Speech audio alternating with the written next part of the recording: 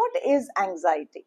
Anxiety isn't just worrying too much. It's your brain trying to protect you, but in overdrive. It's feeling like something bad might happen, even when everything seems okay. It's that voice in your head that won't stop saying, "What if?" You feel tired, but you cannot sleep.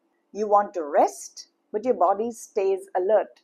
Tense muscles, racing thoughts, a heaviness you cannot explain. The good news? You are not alone.